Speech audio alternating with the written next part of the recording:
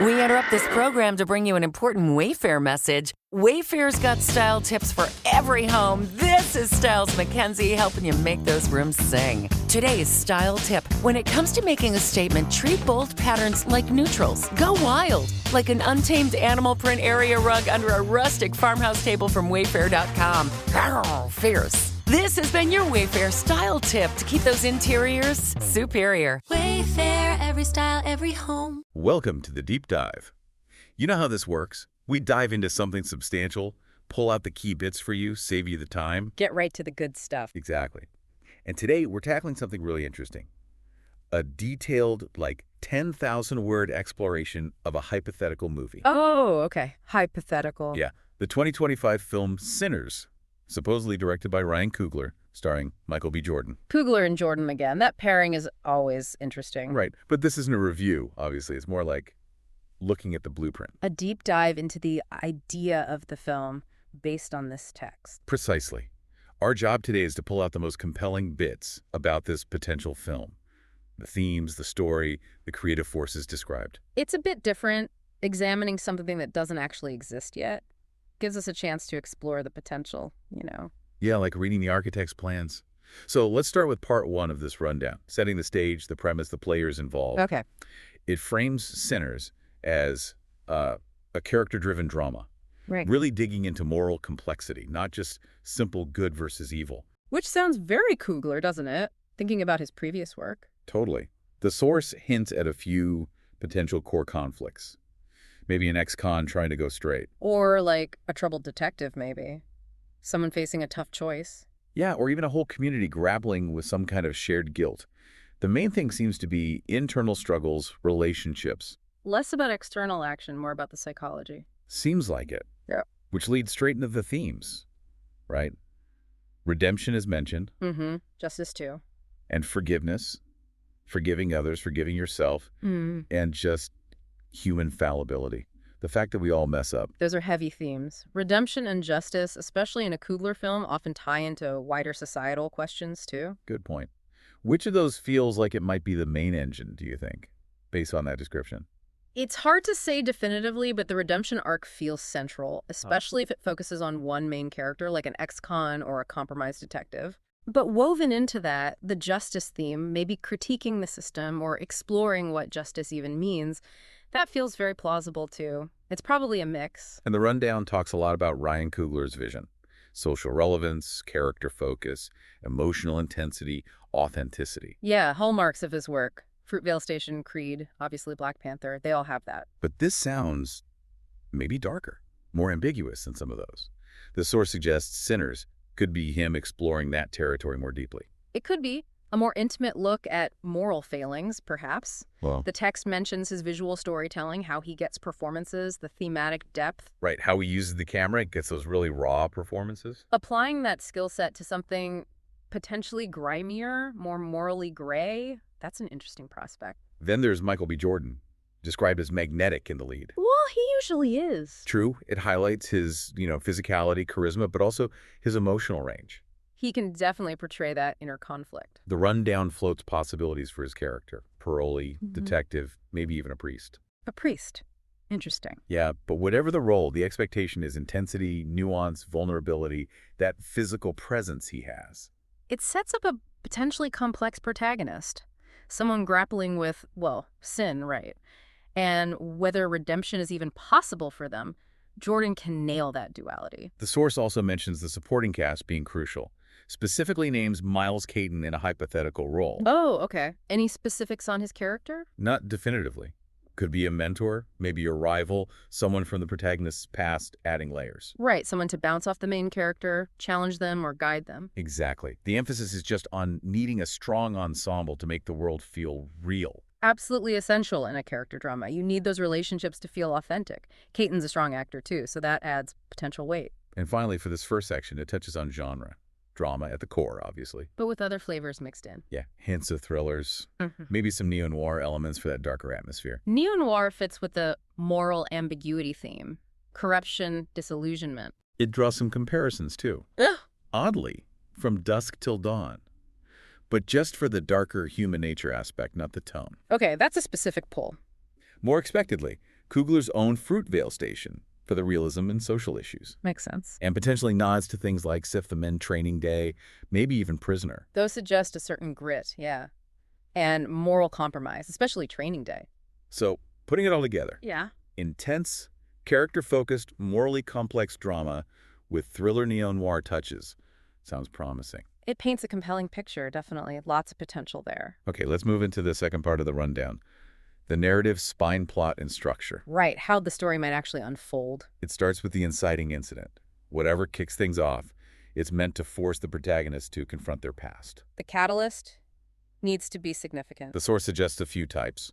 Maybe a violent crime pulls in a troubled detective. Or the protagonist getting out of prison, like you mentioned. That's a natural starting point for confronting the past. Or even just a shocking revelation that shatters their world.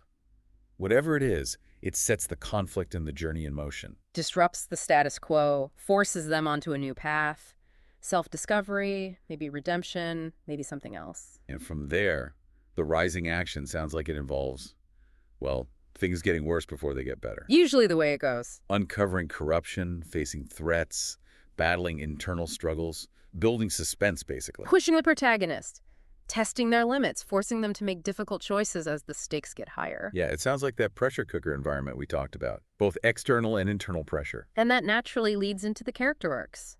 The rundown emphasizes transformation, growth. Moral awakenings, loss of innocence, self-discovery, the whole spectrum. And it loops back to the supporting characters here. Mentors, tempters, mirrors, how they influence that arc. Right. They aren't just there. They actively shape the protagonist's journey. A mentor offers one path, a tempting figure another. Seeing aspects of themselves reflected in others forces introspection. It makes the change feel earned. So, woven into this plot structure are the thematic threads. The source mentions quite a few. We touched on some already. Sin, obviously. The weight of guilt, the search for grace, The corrupting influence of power is in there too. and the fragility of hope. It's a lot to juggle.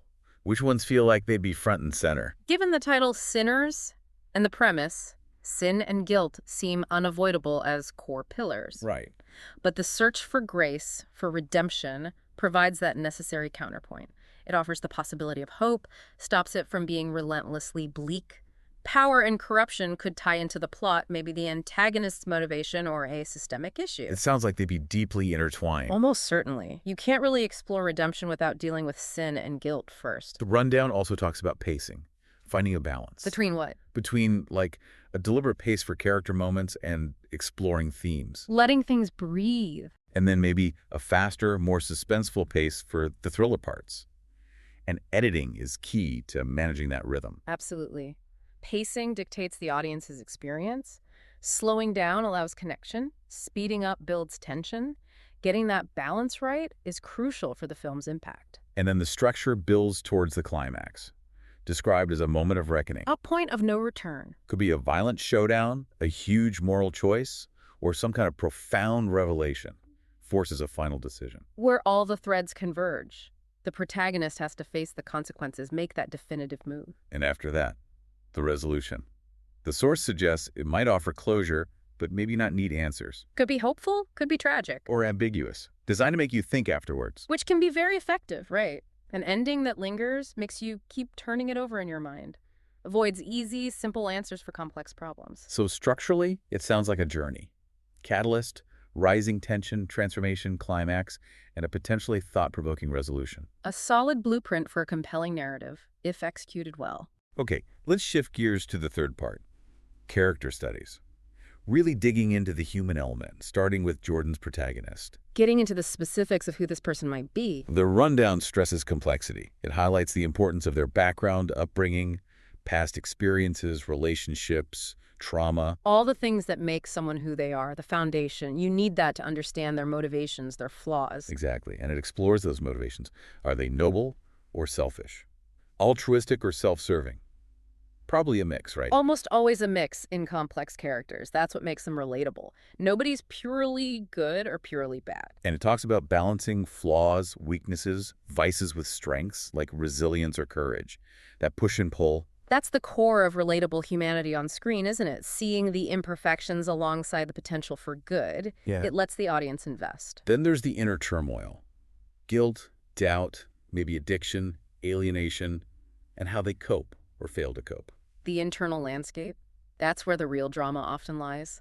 Seeing that struggle makes the character feel real. And tracing that potential arc. Yeah. Change, learning, growth, or maybe they succumb. Redemption isn't guaranteed. Right. The tension lies in whether they can change, whether they will overcome their demons. That's the journey we watch. And regarding Jordan's performance again, it emphasizes physicality, voice, expressions, conveying that inner turmoil non-verbally. Making the internal visible, that's the actor's craft. Jordan's very good at that. Showing you what's going on underneath without spelling it out. It builds empathy. Then the supporting characters. The rundown makes it clear they're not just plot devices. They need to enrich the world, flesh out the themes. It mentions archetypes, mentors, antagonists, allies, figures from the past, each serving a function relative to the protagonist. Provides context, conflict, perspective. A mentor offers wisdom, an antagonist challenges beliefs. Allies offer support. Past figures reveal history. They create a more layered world. And it circles back to Miles Caton again. His potential role, whatever it is, seen as impactful. Right. And just the general importance of good performances and real chemistry across the whole ensemble. It elevates everything. Believable interactions make the world immersive. The dynamic between the actors is key to making relationships feel real. Ultimately, the rundown says, these characters embodied the themes. They make the ideas tangible. Yeah, the protagonist might be the struggle for redemption personified. The antagonist, corruption. The mentor, hope. Makes abstract concepts relatable through human stories. Exactly. Okay, let's pivot to the fourth part. Cinematic craft. How Coogler might actually make this film visually and sonically. The directorial choices, the look and feel. It starts with Coogler's overall vision realism, emotional intensity, social consciousness, dynamic storytelling. We know this. His signature style. But it asks how Sinners, with his darker themes, fits into his evolution as a filmmaker. It suggests maybe a deepening of those commitments, applying his realistic, emotionally intense style to more morally murky waters. It mentions his visual storytelling again, camera, composition, movement. How he uses those tools. Yeah. The rundown then breaks down cinematography specifics. Visual style realistic or stylized. Camera angles and composition, how they show power dynamics, intimacy. Lighting and color setting the mood, Yeah. telling the story visually. And camera movement, creating energy, affecting pace. It's all part of the language. How the film looks is fundamental. For a film about darkness and morality, those choices about light, shadow, framing, they'll be huge. They shape our perception, our emotional response, often subconsciously. Editing gets focused too. Pacing, rhythm, transitions between scenes. Montage sequences, maybe. Building suspense through cross-cutting. Yeah, all those techniques. How editing shapes the emotional impact. The invisible art, but crucial. It's where the film finds its final shape, its flow. Controls how we experience the narrative, builds and releases tension. And finally, music and sound design. It even flows Ludwig Göransson as a possible composer. Makes sense, they collaborate often. He understands Coogler's vision. How the score complements the story and visuals, how sound effects, ambient noise, dialogue create realism and atmosphere. The whole soundscape. And that interplay between diegetic sound stuff, the characters hear, and non-diegetic sound, like the score. Music is so powerful for emotion. Score can build dread, uplift, underscore sadness. Sound design immerses you in the world, creates tension. Göransson could definitely create something evocative for these themes. Okay, so we've covered the potential look and sound. Now, the final part of the rundown, thematic resonance, really exploring the core ideas. Getting to the heart of what the film might be about. It starts with the weight of sin, how the film might define it beyond just religion, exploring different kinds of moral failings. And moral ambiguity, no clear heroes or villains, that seems key. Consequences, personal, social, and moral responsibility. Is it individual choice or societal forces? Free will. That's deep territory. Moving beyond simple definitions, looking at the complexity of wrongdoing and accountability in the real world. The ambiguity part is really interesting, forcing the audience to grapple with it. Then it moves to the pursuit of redemption. What does that look like in this story? Forgiveness, atonement, real change. The struggle involved, it's never easy, right? Right. And the role of forgiveness, giving it, receiving it, forgiving yourself, and the price of redemption. What sacrifices are needed? That idea of redemption being earned, not just given, it often involves facing the consequences, making amends, a real internal shift. Exploring that struggle can be incredibly powerful. The rundown also brings up faith and doubt. Another layer. Is faith present? Absent? Is there a struggle with doubt? What's the role of spiritual guidance? Helpful? Harmful? And can morality exist without faith?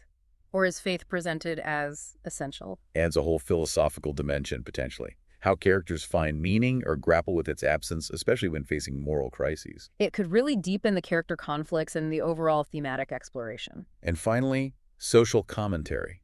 The rundown suggests the film might explore issues like racial or social justice, Crime and punishment, the justice system, rehabilitation. addiction, mental health, power and corruption, even globalization or modernity's impact. Which, given Coogler's track record, seems very likely, doesn't it? Absolutely, weaving these larger societal issues into the personal stories. It grounds the individual struggles in a broader context, makes the film feel relevant, urgent maybe, exploring systemic issues alongside personal moral failings. So it seems this rundown envisions a film packed with heavy themes, complex characters, and potentially powerful social commentary, all wrapped in Coogler's distinct cinematic style. A very ambitious picture, definitely. Right. So bringing this hypothetical deep dive to a close, it really does sound like Sinners, based on this description, has the potential to be, well, quite something. Complex, thought-provoking. Yeah, the ingredients describe the themes, the character focus, Coogler's direction, Jordan's performance. They point towards a potentially impactful film, emotionally and intellectually. So, for everyone listening, thinking about everything we've just unpacked, Yeah. the themes, the character types, the style, what part of this hypothetical film jumps out at you the most? What feels most intriguing? And why do you think that element could be particularly powerful on screen? It's interesting to consider. You know, this whole exercise, looking at a film's potential based on a detailed description like this, it's a good way to think about what really goes into making a film resonate, isn't it? Absolutely. It encourages you to look deeper than just the plot at the character work, the themes, the craft, all the layers that create meaning. And maybe a final thought to leave everyone with. Thinking about this film's potential focus on sin and redemption, what do you believe is the true measure of a person's character? Something to chew on.